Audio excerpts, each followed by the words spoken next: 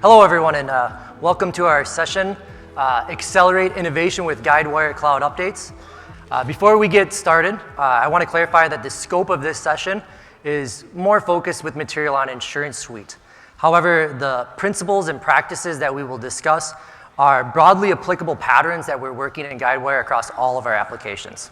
As a reminder, our friendly safe harbor slide. Any future-looking statements that you hear today in this presentation are covered under a safe harbor agreement. The intention is to have an open and honest conversation about what we're intending to do and be as transparent as possible. So with that said, nothing that we mentioned today can modify any existing agreements that you have with Guidewire. Taking a look at our agenda for this afternoon, we have about 45 minutes together where for about 5 minutes we'll cover an introduction on cloud updates. And for about 10 minutes, we'll go through the mechanics on how Guidewire Cloud Updates work. And for about 10 minutes, we'll talk about the Guidewire Cloud Update process, what it means to you with a little bit of a demo. Delivering value faster starts with upgrading to Guidewire Cloud. And the upgrade to Guidewire Cloud is cost-effective in the sense that you can upgrade now directly with Cloud Direct. And Guidewire is outpacing self-managed at an accelerating rate. You can upgrade to cloud, keep your current customizations, realize a lower TCO, total cost of ownership, and be on a platform that stays technically current. The longer that our customers wait to upgrade to cloud, the more upgrades become complicated between that gap as the value gap increases. And for self-managed customers, you saw on the main stage that it's an average of 3 to 5 years behind, and that gap is growing. And this is because upgrades are large and disruptive. Whereas for InsuranceSuite customers, the upgrade to cloud is the last one, and then after that, Guidewire is providing automated updates. So for cloud updates, they achieve a similar outcome as what you are maybe thinking about with the self-managed upgrade. That is to update your infrastructure, update third-party dependency support, and to introduce new product features. Whereas on one hand, the customer is fully responsible for the self-managed upgrades because of the large nature of them and the three-way merges that need to happen. And on the other hand, Guidewire is responsible for delivering ongoing cloud updates. Where we deliver small, more frequent, less disruptive updates, we carve out a layer that the customer is meant to modify, and that creates a pathway for Guidewire to automate, as you know, Snowcat. And our vision for updates is to have all of our customers always on the latest release. And we achieve this with a developer-like philosophy. That is, we approach our updates to provide seamless updates all the way through adoption. We preserve the customer's modifications and investments in place with providing forward-compatible APIs, and we want to make feature adoption straightforward. InsuranceSuite has two distinct layers. There's a customer layer, which is a set of files that are intended to be extended and modified by our customers, and there's a Guidewire layer that contains a set of runtime artifacts that are Guidewire artifacts, not meant to be modified by our customers. Today, this is a logical separation instead of a physical separation, and Guidewire is working to create a physical barrier, a physical separation between the two. And the composition of these layers looks as this, maybe the most important slide, and this will be detailed in our Flen docs. So the Guidewire layer contains things like your data model, type lists, things of that nature, whereas the customer layer contains the extensions to the data model, the extensions to the type list. This is where we say it's a logical separation, and we're working to bake it into a physical separation. As you know, where you make your data model changes should be in the ETX file, not in the ETI file. But we really have never put the handcuffs on that scenario in the past. Now we will. And we mentioned that these layers are treated differently during the update process. So the customer layer is not modified by Guidewire during the update process because it has all of your preserved changes. So Guidewire may provide some scripts to help ease automation for the update process or some trivial bugs. But for the most part, the Guidewire layer should not be modified by customers because it is completely ripped and replaced during the update, as you saw on the main stage. And as a visual, using the InsuranceSuite applications, the Guidewire layer from Elysian to Flen is ripped and replaced while the customer layer is preserved. And remember that cloud updates are to the application platform. The Guidewire Cloud platform is actually updating more frequently at every 2 weeks to drive value for you. So Guidewire is providing straightforward new feature adoption as we move forward. And what does that mean? So to uncomplicate how we provide new feature adoptions, we're providing and enabling consistent new feature adoption experience. We set straightforward expectations on how the system will behave before the update and after the update. And we provide a clear framework on how to adopt the features with the expected effort to the accompanying feature to do that. Now that we understand the concepts of layers, this is our simple matrix that we use to drive through how the features work, and it's effective with the delivery of Flen. Irrespective of any system changes, investments in the customer layer are preserved. So if you want to adopt a new feature in the customer layer, it will require some effort. And then features in the Guidewire layer, if the system behavior is unchanged, we can enable it by default. Whereas the system behavior is changed, we have to make it configuration-driven parameter for you to enable it. Also, as I mentioned before, and I'll mention again, Guidewire will provide some automated scripts to ease the adoption of some features in some scenarios, as an example in the customer layer. So updates contain new and different types of features that may require some effort to adopt. So the best way to do this is to look at some examples and talk through those features. To get started, looking at the global ratings variable feature on the top row. It requires a merge of files into the customer layer and then enabling that with your business. This will require effort. It's in the customer layer. Whereas if we look at the new Claim Center API endpoints, app events, APD blue-green, these are examples where the feature is delivered to you in a dormant-like fashion. It's in the Guidewire layer for the most part. And so a customer can adopt these features at their own pace.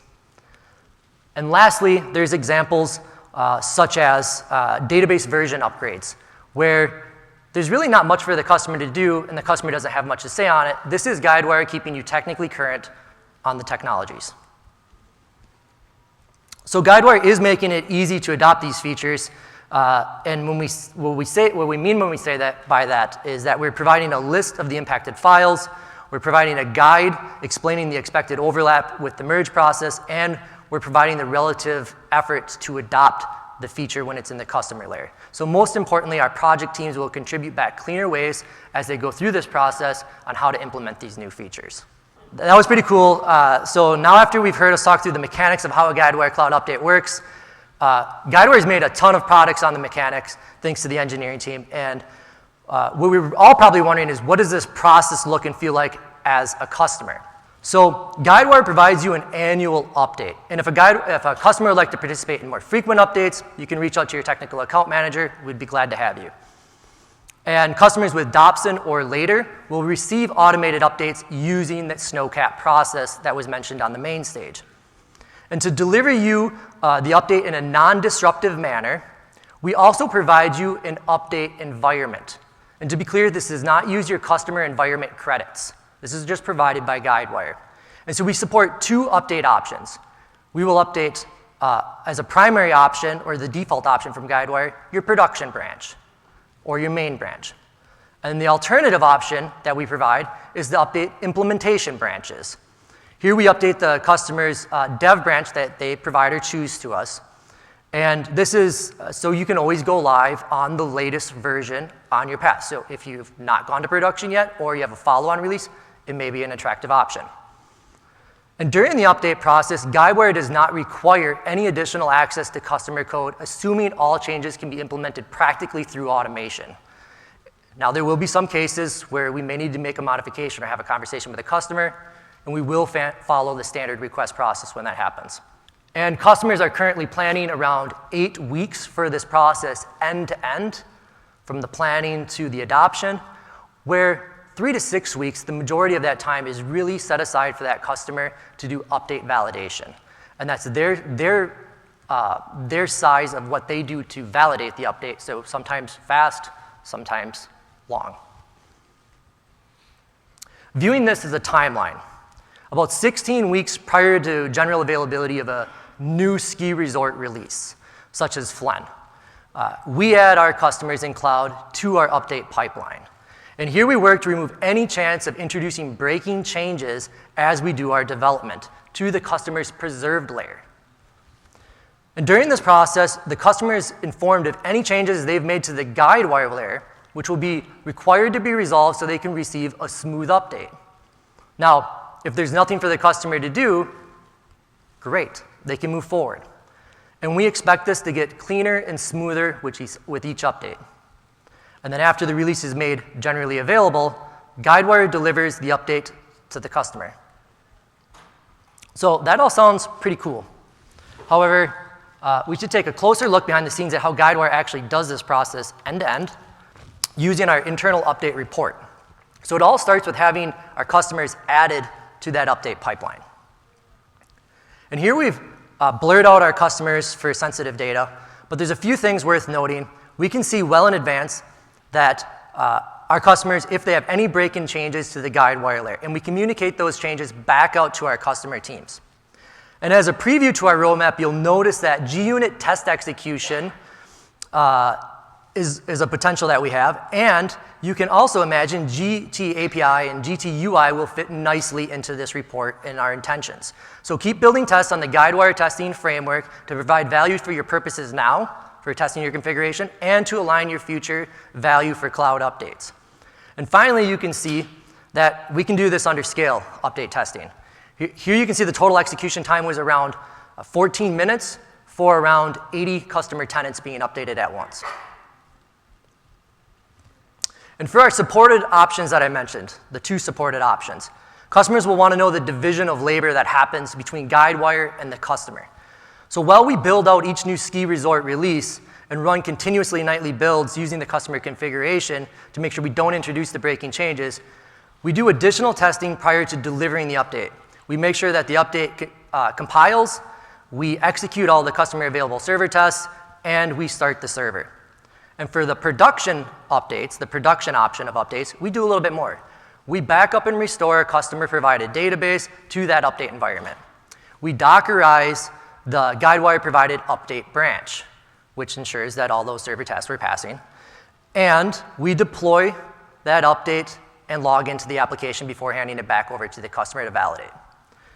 So for the customer, what this means is you resolve the changes to the Guidewire layer, you conduct your version of update validation, and you release to production based off your business schedule.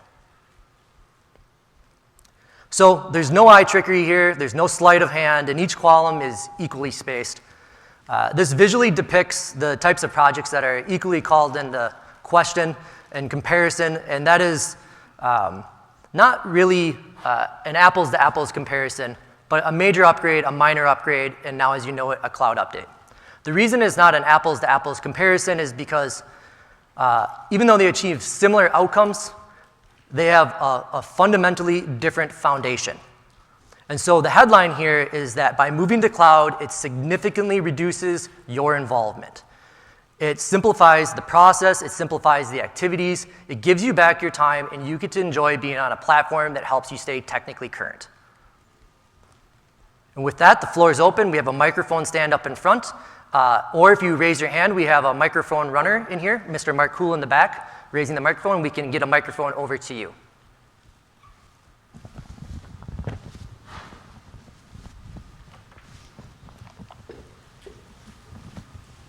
Hello, I have a question. So, my question is around this, the adoption. There's like those 3 bullet points that you had, like here's the customer's role in an update. And so I'm just trying to think through, like, if Guidewire, in the Guidewire layer, there's a method or a library that's getting used by the customer layer, and the functionality changes just slightly so that something isn't working for that the customer is intending. Is that just kind of like, because it sounds like that's still like the same upgrade process, but maybe it's happening less often, those conflicts. I'm wondering what your thoughts are about like the work that a customer or a developer would have to do. Yep, so everything in Snowcat is going to make sure that everything syntactically continues to work, but I think what you're referring to is what happens if there's a semantic change to a method. And so for those examples, what we really expect is that every customer is going to have their own regression pack for going live. And that may be fully automated or manual, and depending on what you want to do, that you're still going to run through that pack before you actually go live. Generally speaking, because of the awareness and change to the development process within Guidewire engineering, we're avoiding semantic changes to methods as much as possible. But that's a little bit more error prone than what we can do syntactically. And a lot of our investment and effort is focused on how do we chip away at that energy and concern. I know we have a lot more questions than that one question.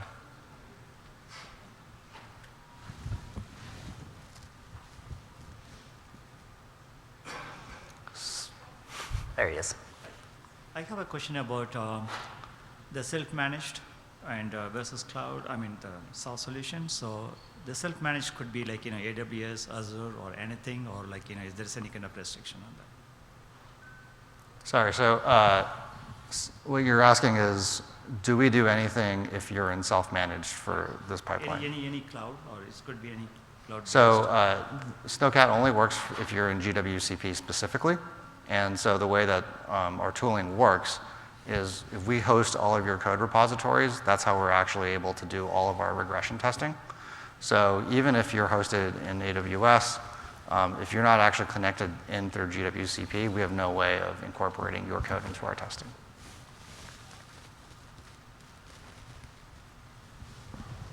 And that starts with Dobson and beyond for the automated tooling.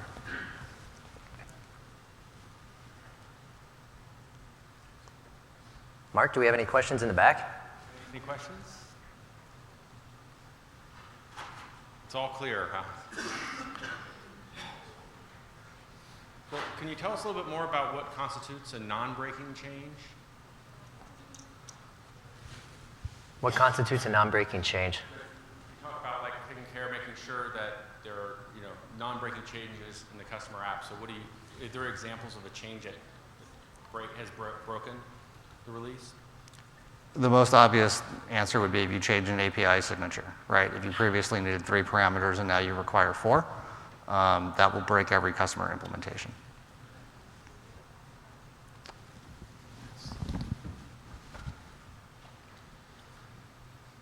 Just a general question around, there's obviously a lot of self-managed customers here that are looking to move to the cloud. And we've had the product for a while. We're in version 8. We've done a significant amount of advanced customization as well as the configuration. When we moved to the cloud, we know that we actually did rewrite some of that code. So when you talk about the Guidewire code layer versus the customer code layer, when you're going through the upgrade process to go to the cloud, is that all reviewed? And then anything that you've done for all intents and purposes that's Guidewire's managed code, that's now off the table? Yeah, so the Guidewire layer is defined fairly conservatively. And so it covers things like a lot of our binary jar files, like Zach was just telling you. It also covers things like ETI files that we've always specified weren't meant to be changed. If you ever wanted to extend the data model, it was always recommended that you extended it through an ETX file. Same thing with type lists and whatnot. As clarity, for example, the entire PCF layer is considered customer layer. So all of those customizations that you've done in those areas will continue to work. I want to build on that. I think from a customer perspective, if you've already gone through your cloud assurance processes to move to the cloud, what you'll also notice is that they're checking for things that you need to enter the cloud. And then once you're in the cloud, you're concerned more about what are your updatability factors so I can keep moving from update to update. So that kind of changes, right? So how do I get to the cloud is lift and shift. Like what integration patterns do I need to potentially refactor so that way things will work different from on-prem to an in-cloud implementation. And then once you're in the cloud, it turns into what updatability factors do I need to focus on to move from ski resort A, B, C, D, E, F. And so there is a large overlap in a lot of that, but there are some outliers that may show up. So you are receiving a lot of advice through cloud assurances straight away that is looking for the updatability factors to set you along the right path.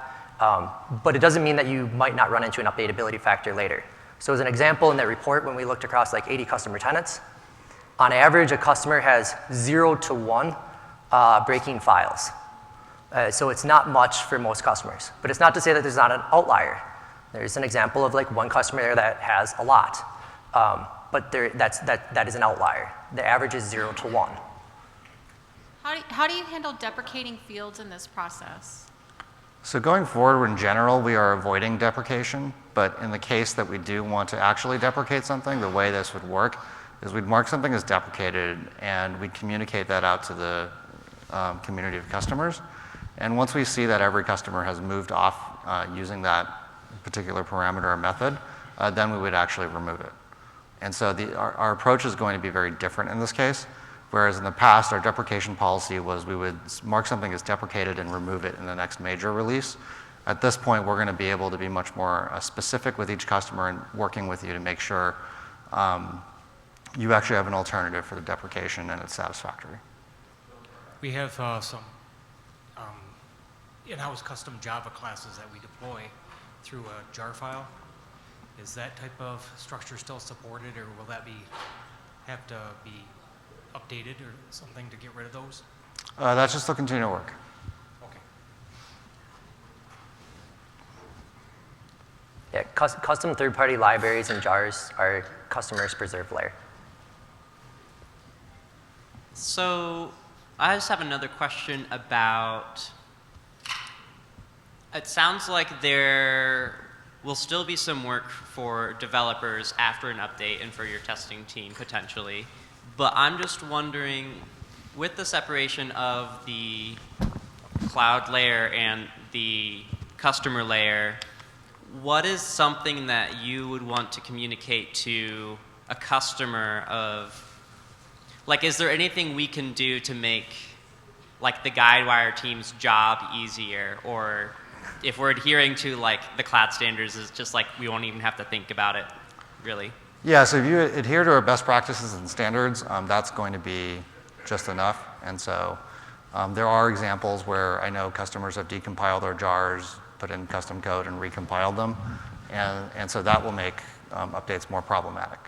But I mean, that's probably more of an edge case than the standard. I would add to that, continue to test in the Guidewire testing framework for customers who are on the cloud. As you could see and hear us tease out, having the common testing infrastructure is important for us for validating updates in the future. We have no promises for how that will work for test execution, ownership or maintenance of tests, so I need to be clear of that. But it's important that for tests, it's 3 points. You need to test your own configurations anyways, and it's good to have the automation on those tests, and it creates a pathway using the common testing infrastructure for Guidewire to use those tests to help validate that update as we're testing it internally before we release it. And if we have your rules written in those tests, it helps all of us mutually. Hi, Ben and Zach. Zach, I believe you in your slide you talked about InsuranceSuite particularly, but there are other products that Guidewire owns, InsuranceNow, the data products, Jutro design system. How does this stuff apply to other products outside of the suite? So I'd say the same methodology, same sort of mental model for thinking about it is going to apply. InsuranceSuite is where we're most mature in our thinking and actual delivery of automated updates. But we're going to continue to keep all customers within an N-2 release on all of our other products, and Guidewire will be funding that and taking care of that work. I would just add that our priority is InsuranceSuite, Digital, Data Hub, and Info Center, and we're executing in that order right now. And iNow and the testing frameworks are in there as well. Hi, question. So we're, excuse my voice. We're in the process of moving to Guidewire Cloud today. We're currently in development phases. One thing I'm worried about is integrations and things that the customer needs to manage. And we're not a dev shop, right? So I've been thinking about how will we be managing the product's lifecycle as we do self upgrades through your Bitbucket code repository. That's something that's just been on my mind since walking around listening to these conferences. So to make sure I understand the question, so you're saying you don't have much in terms of the way of dev resource. So when we deliver a new update to you, you're sort of curious how we're going to ensure things continue to work? That's Or- correct. Like there are integrations and other things that will get, I guess, data that comes out of Guidewire and the downstream systems. I guess I would ask, how would you normally handle this for any change or any release that you currently push into So production? we have a third-party devs that help us handle this today with our on-premise system. So I'm thinking it's going to be something similar, but I don't know what that will look like for cloud, and that's pretty much what I've been thinking about. So I think the way that I would think about it is when you make the move to Guidewire Cloud, you're still going to have a code repository that gets managed. It doesn't get converted into just a pure service, right? And so if you're currently using a third-party service to do some of that testing and validation today, you'd likely go and do that in the future as well. Okay, cool. Thank you.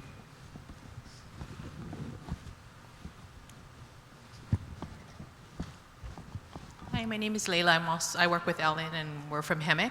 But just curious about, I'm hearing mixed advisement in terms of releases each year. You know, we would likely go up on Plen, and wondering about sort of what the recommendation is as far as you can be one release behind, and talk a little bit about that. Sure. So I'm from engineering, and I'm always going to tell you that you should be on the latest release. We've put a lot of time and effort into making sure that's possible, but we absolutely recognize that as far as a lot of the automated regression testing goes, there is a wide range of variance amongst the customer base, and it absolutely makes sense that you're going to want to validate your implementation before you go live. So if you happen to have the automated testing or the capacity to be able to do that testing every time we do a release, we absolutely advocate and recommend that you stay on the latest. And we will always deliver that latest to you. What I would add on to that, Ben's answer, which is great, is that that's why we support two options for updates. So if you're not in production yet, you may consider updating implementation. Or if you're in production and you have a follow-on release, which is maybe a business release, it may be worth updating that business release so that way it's, you know, you're still making sure you're catching that update train and getting it out to production as well. Now, we recommend personally to take the updates, isolate them, and get them to production as fast as possible, but we understand that you have a business schedule and that until you get into a behavior of taking updates on a regular cadence and making a little bit of time to do that, we want to provide that option for you to marry those two objectives.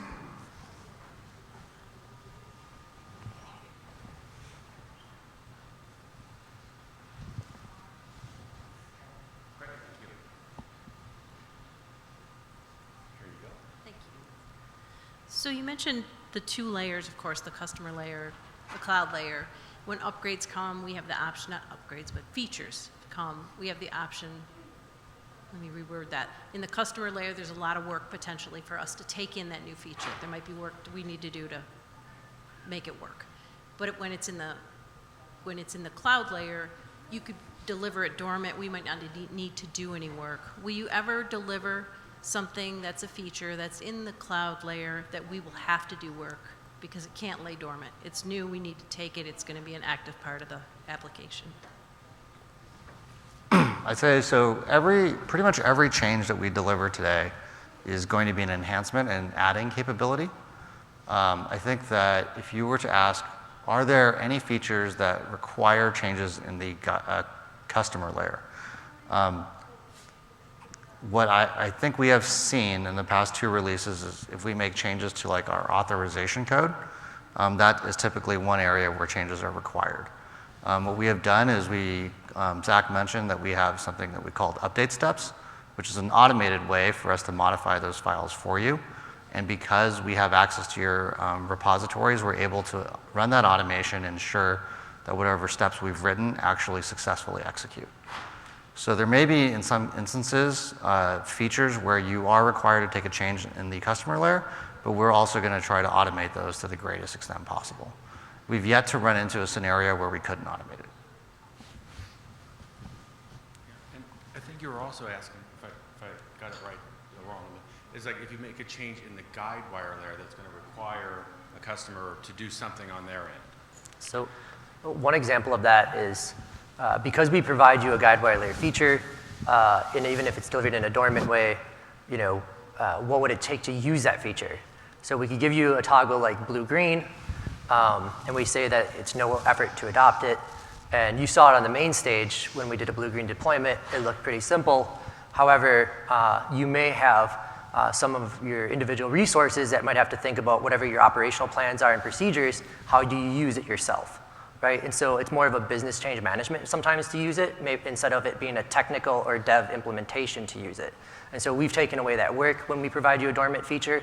How you use it would potentially still be on the business to enable it. Does that make sense? Yeah.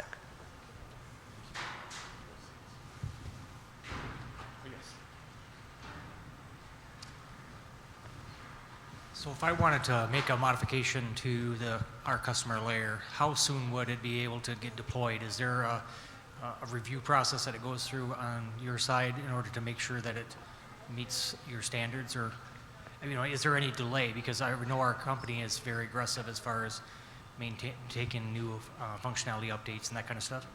And also, if you could just speak to like the release structure, like you refer to it as a business deployment. Is that business deployment schedule up to us, or is that really something that Guidewire says, okay, your schedule is going to be once a month or once a quarter or whatever? You want me to talk to it? Or go ahead. Sorry, can you repeat the first part of that question again?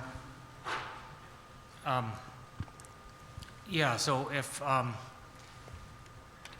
check in code today, how soon would it actually get deployed to the non-production environments for users to start testing? Because I know that they're very aggressive. Like, I'll get requests at 5 o'clock, hey, can you get this in tonight? And it's pretty routine that this happens. So is there a review process that before it gets put into an environment, so if I put it in at 5 p.m., would there be any time delay where it has to be reviewed by you guys first? No, there wouldn't be. So the way to think about this is that our tooling, Project Snowcat, introduces a drag on Guidewire Engineering's development velocity, but not on your velocity. And then the second one was the business deployment schedule. Are we pretty much in charge of when we want stuff to go to our production environment? Yeah, you would continue to decide when you want to actually deploy the change. Okay, thank you. To give a little bit more color, we want to move to a place where we could potentially swap the system out or update the system without notifying you. But the way to think about that is a continuum of maturity. And so today, I think you would still need to actually own that deployment. And then at some point in the future, when enough functional validation exists, automated functional validation, and we can minimize the downtime enough, we might actually take that step. But that's very future looking. And even so, that would look like something where you click to schedule to adopt to agree and for that kind of deployment.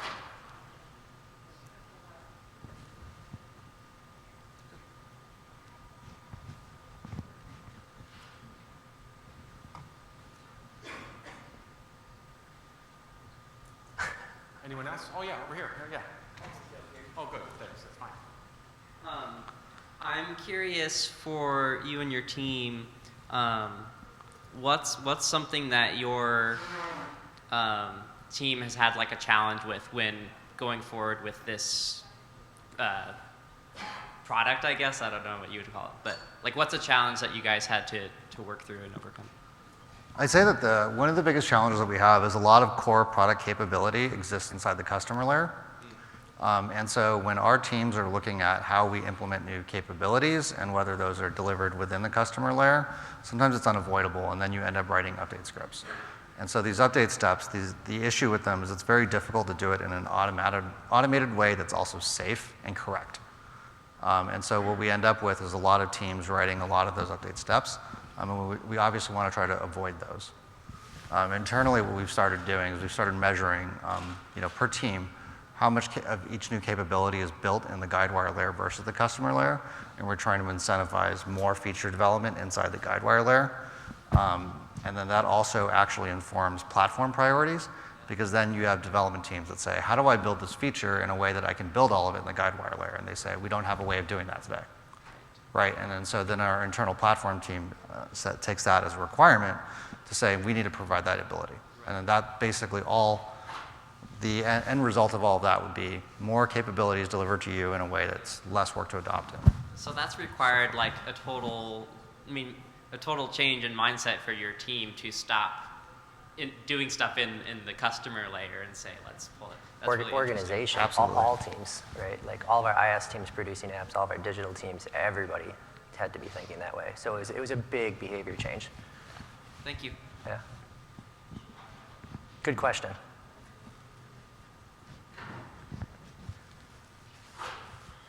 Any more questions? So- Any final words, Zach? Yeah, we have 5 minutes left. To continue this discussion, you can either reach out and email us, reach out to us on the app, or you can stop by the cloud updates and testing booth in the Guidewire booth area.